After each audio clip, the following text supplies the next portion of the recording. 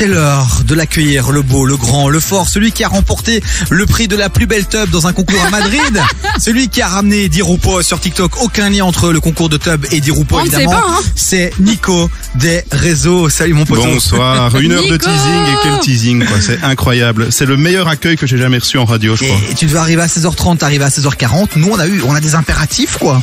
Ah bah ouais, j'ai vu, mais en tout cas, merci de toujours valoriser mon magnifique curriculum vitae avec voilà ce concours gagné à Madrid. Tu sais que tu peux compter sur moi toujours tout le temps et partout. Bon mon Nico, aujourd'hui tu voulais parler d'intelligence artificielle puisqu'on entend parler partout de ce fameux ChatGPT. Mais ouais, ça fait le buzz de ouf. ChatGPT, l'intelligence artificielle, on en parle partout pour le moment. Il y a plein d'articles dans la presse, je sais pas si vous avez vu, ça parle partout et surtout, je sais pas, on dirait ça devient le nouveau truc qui fait peur, quoi. Ouais, qui va révolutionner le monde à la limite, tu vois. Et c'est vrai que quand on voit un peu ce qui se passe dans les universités, dans les écoles, tout ça, on se dit quand même que là on est face à une technologie qui peut servir vraiment à quelque chose. Mais au-delà de même pour les jobs, j'ai envie de vous dire, ça fait peur aussi pour ceux qui créent du contenu, pour ceux qui créent plein de choses, que tu sois remplacé par une intelligence artificielle quand même. Tu feras autre chose. Et ouais, et moi je suis là justement pour vous dire à quel point c'est une chance d'avoir l'intelligence artificielle avec nous et notamment ChatGPT dont on parlait tout à l'heure. Pourquoi ? Parce que c'est des outils qui sont tellement puissants avec un seul facteur, c'est qu'ils sont puissants quand il y a l'homme derrière pour s'en servir. Et j'ai vu sur Twitter il y a quelques jours justement que... Attends, parce qu'il y a mon micro qui est en train de se barrer. Calme-toi, il occupe à démonter le studio, Nico. Ouais, carrément. Non, j'ai vu justement sur Twitter des craintes de beaucoup de gens et de beaucoup de médias qui disaient ça va remplacer l'homme, ça va remplacer des tâches créatives, notamment en montage vidéo, notamment en copywriting, donc ce métier qui consiste à écrire des textes, des articles, etc. Eh bien, moi je ne suis pas du tout d'accord avec ça. Au contraire, je trouve que ces emplois vont être remplacés non pas par ChatGPT, mais par des personnes qui seront formées à utiliser ChatGPT. Merci. Car ce sont des outils qui ont besoin de la vision humaine, de l'intelligence humaine, justement, pour être domptés. Je vais donner un exemple avec ChatGPT, justement. Moi, je fais une préparation sportive actuellement, je prépare un marathon et j'ai demandé à ChatGPT de me faire un programme d'entraînement et il m'en a donné un, mais sans tenir compte de mon poids, de ma taille, de ma condition physique et justement moi j'ai dû le guider pour qu'il me donne un programme cohérent qui corresponde à moi justement.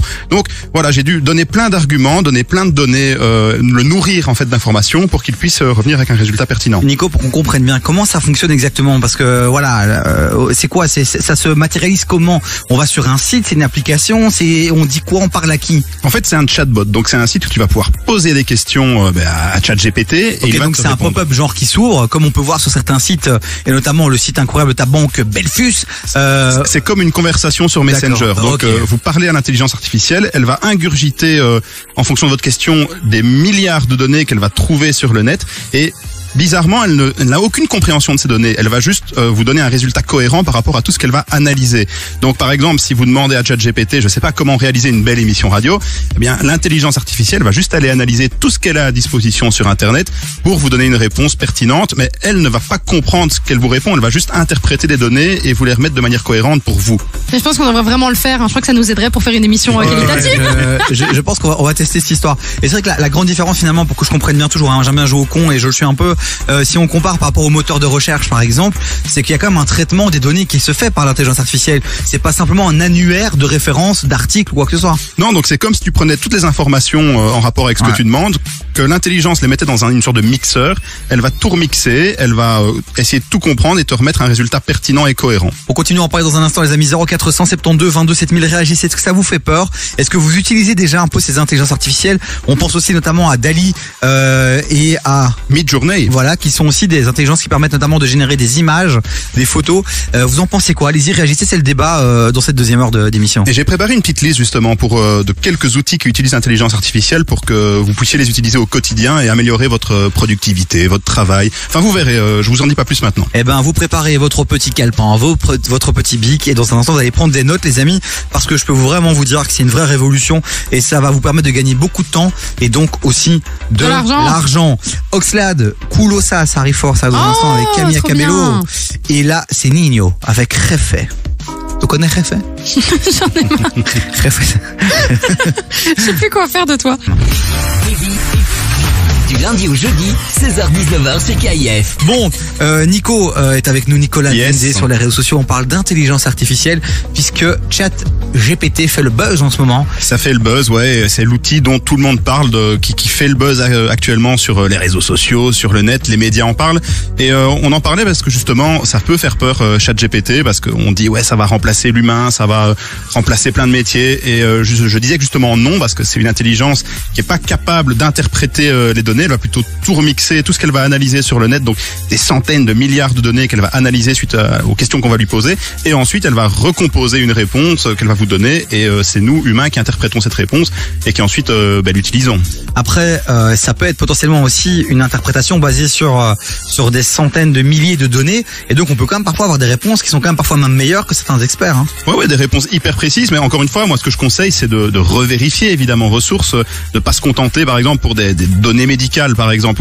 On sait par exemple se composer des régimes alimentaires grâce à ChatGPT, donc c'est pas une blague. Vous lui demandez de composer un régime pour perdre du poids, il va vous donner une réponse, il va analyser, mais c'est pas pour autant que ça sera bon pour vous. Donc c'est toujours mieux d'aller voir un expert humain, et je pense que c'est un outil qui peut être utile pour simplifier certaines tâches de base, comme rédiger des textes très basiques. Moi par exemple, mes mails de out of office, donc quand je pars en vacances, je les fais rédiger par ChatGPT parce que c'est beaucoup plus rapide et c'est très formel, mais voilà, ça ne remplace pas ma plume par exemple. Autre exemple très comique, c'est tu m'as partagé l'histoire d'un de tes potes qui drague sur Tinder et il sait jamais vraiment quoi répondre, et donc il copiait-collait la réponse de son match et puis il attendait la réponse de ChatGPT quoi. Et c'est ça qu'il donnait, ouais. Et il communiquait avec ses dates Tinder avec ChatGPT, et justement il demande à ChatGPT fais-moi un message d'accroche pour Tinder. Le chat répondait en lui donnant un message, et ensuite chaque réponse il copiait-collait dans l'application pour dire réponds à ce message et fais-moi une réponse. Et si la réponse était trop formelle, il demandait fais un truc un peu plus coquin, un peu plus intéressé par exemple, et l'intelligence artificielle adaptée à chaque fois. Non, mais sinon il a pas envie d'avoir de la personnalité aussi, ton pote, je sais pas moi, quand il sera en face de la meuf, il va lui parler en ChatGPT. Léo, calme-toi, ça peut être le début, l'amorce toi pour prendre confiance, et tu vois c'est normal. Mais c'est justement pour ça que l'intelligence artificielle ne remplacera pas l'humain. T'as de l'expérience. Mais j'ai même pas 30 ans, qu'est-ce que tu me racontes? Pense à ces petits jeunes là qui savent pas, qui sont perturbés. Non mais les gars, faut arrêter, il y a un moment donné, il y a des limites à la connerie. Par contre, ce qu'on a fait... Tu me saoules parce que... Non, tu es malhonnête. Mais pourquoi je suis malhonnête? À 23, 24 ans, tu savais quoi répondre tout le temps. Il t'a pas eu des moments de faiblesse ou mais de j'ai pas dit ça, mais je veux dire, tu vas pas sur un... Parce que c'est pas finalement ce que tu es, tu vas pas sur un chatbot pour te dire quoi répondre à une meuf alors que t'es censé créer une accroche avec un être humain, ça n'a aucun sens. Au début, pour savoir un peu le truc, et après tu l'adaptes à ta sauce. Ouais, mais imagine, elle le voit en vrai, ok? Ouais. Et qu'au final, avec son chat machin, il mettait des trucs d'accroche, il était drôle, il était pertinent, il était machin. Il arrive en face, le mec est pas du tout comme ça. Bah excuse-moi, à ce moment-là, c'est faussé, c'est biaisé ton truc. Et c'est justement pour ça que l'intelligence artificielle ne remplacera jamais l'humain. Voilà, merci Nico. C'est la meilleure preuve. Mais j'ai quand même préparé un petit truc pour vous. Eh ben, tu sais quoi? On va partager ça dans un instant, puisque tu as partagé une liste justement de bots bien sympas qu'on va pouvoir exploiter dans notre activité au quotidien, c'est ça? Dans votre activité, dans votre vie de tous les jours, des intelligences artificielles qui vont vous faciliter votre vie. Vous allez adorer, vous allez voir. Donc restez bien à l'écoute. Hein. It's amazing. It's amazing. It's amazing. Qu'est-ce qu'on a à côté son, Chloé? On a du Niska. On a la belgo-colombienne Drea Dury qui était venue ici en studio. Elle était venue, effectivement. Vous pouvez retrouver d'ailleurs son interview sur devi-sur-kif.be. N'hésitez pas à les checker. C'est vraiment une pépite. Ouais, devi-sur-kif.be, parce qu'elle est pas sur moi, l'interview. Donc si les gens me voient dans la rue, faut pas me sauter dessus. Oh, bah, t'aimerais bien qu'ils te sautent dessus, les gens, quand ils te voient dans la rue, non? Ça dépend qui. Drea Dury? C'est faisable. C'est faisable. Allez. À tout de suite. Après ça. Merci, bonsoir. Du lundi au jeudi, 16h-19h sur KIF. Bon, il y a Nico des réseaux qui est toujours avec nous. Nicolas DND à suivre sur TikTok, Instagram. Il nous partage ses secrets, son expérience pour nous faire avancer et percer dans ce game. Des réseaux sociaux. Voilà, c'est ça. On parle des intelligences artificielles et tu nous as fait une petite sélection des intelligences intéressantes. Ouais, je vais vous faciliter la vie parce qu'on a parlé de ChatGPT qui a quasi réponse à tout, on va pas se mentir, qui est vachement utile pour vous accompagner dans la rédaction d'articles, de projets, etc. Mais j'en ai trouvé d'autres qui sont tout aussi sympas et qui peuvent être très utiles. Par exemple, il y a Midjourney. Je sais pas si vous connaissez Midjourney. Je connais pas. C'est un peu le même principe que DALL-E. Donc DALL-E qui est une intelligence qui va générer des photos par rapport à ce que vous allez lui demander. Eh bien Midjourney c'est pareil mais en hyper qualitatif. Donc par exemple sur TikTok, il y a des mecs qui s'amusent à transformer les présidents de la République française en personnages de dessins animés, tout simplement. C'est énorme, cool. C'est énorme. Et les résultats sont hyper intéressants et montrent que c'est vraiment hyper qualitatif. Donc parfois, si vous avez besoin d'illustrations, de dessins ou pour un projet quoi que ce soit, vous pouvez faire appel à Midjourney. Ça va vous aider. Est-ce qu'on peut avoir un exemple concret, par exemple? Vraiment, j'ai vraiment envie que les gens puissent visualiser. De nouveau, je vais sur un site internet et je dis bonjour Midjourney. Je voudrais Chloé déguisée en Tinky Winky dans un champ. Avec des tulipes. Oh ça tu peux regarder ma story Instagram, c'est suffisant. Hein. Et alors j'aurai une photo qui va être générée. Ouais, tout à fait. Donc tu as un endroit où tu peux encoder du texte. Tu peux aussi uploader des photos pour demander à l'intelligence artificielle de les retravailler, de les adapter par exemple. Donc si je mets une photo de toi sur Midjourney et que je lui demande vas-y fais de Davy un méchant de Disney, il va en fonction de la photo que je lui ai envoyée la transformer en toi mais en méchant de Disney. Moi je suis un gentil de Disney bordel. Donc c'est hyper facile d'utilisation et ça peut être utile pour plein de projets différents. Une autre qui est hyper intéressante c'est DID Studio, donc qui est une intelligence artificielle qui là va générer un petit avatar à un visage humain quoi et une voix virtuelle pour faire des vidéos.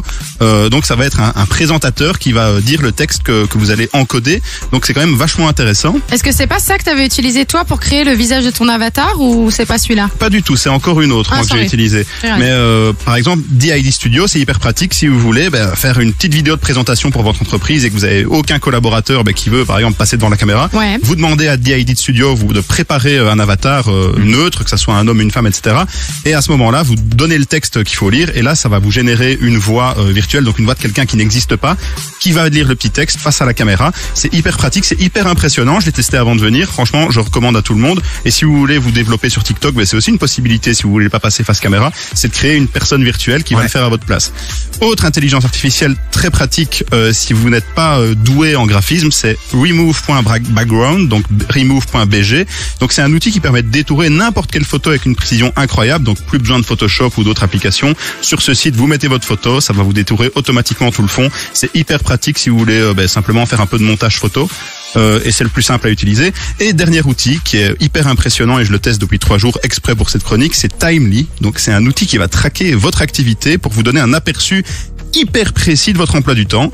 Donc il va détecter quand vous faites du sport, il va détecter quand vous êtes en train de travailler, alors vous pouvez le nourrir en donnant des plages horaires de ce que vous faites, et il va générer votre emploi du temps, vous allez pouvoir revenir en arrière sur ce que vous avez fait, et il va vous proposer des adaptations pour optimiser votre temps et optimiser votre planning. Donc c'est hyper pratique. Il va par exemple vous dire le sport, vous avez peut-être un créneau pour le faire un petit peu avant le samedi, donc c'est plus pratique pour votre travail. Donc il va vraiment tout organiser pour vous et c'est une intelligence artificielle qui va analyser tout votre planning pour le faire. C'est énorme. Ouais, mais par exemple, admettons quand ton taf c'est de travailler sur les réseaux sociaux, comment il va différencier quand c'est du plaisir et quand c'est du taf?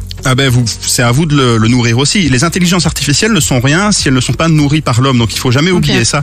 Et c'est ça que beaucoup de gens ont tendance à oublier quand on parle d'intelligence artificielle. C'est tout de suite, c'est comme Black Mirror, ça va nous remplacer, etc. Non, on a toujours besoin de la main de l'homme pour nourrir ces différentes intelligences, pour donner de l'information et les aider en fait à comprendre et à fonctionner. Donc vraiment, n'hésitez pas à tester ces différents outils. C'est des trucs qui sont assez simples à utiliser et assez fun. Ils sont tous gratuits. Donc je sais que DID Studio, par exemple, vous avez un nombre de crédits limité pour faire des vidéos, mais bon, après ça devient payant, mais il y a quand même, je pense, une vingtaine de crédits, donc ça vous laisse pas mal de possibilités à faire, et les autres sont gratuites, donc franchement n'hésitez pas, c'est cadeau, c'est que des bons plans, quoi. Merci mon Nico, de nous avoir partagé ta petite sélection là d'intelligence artificielle à suivre.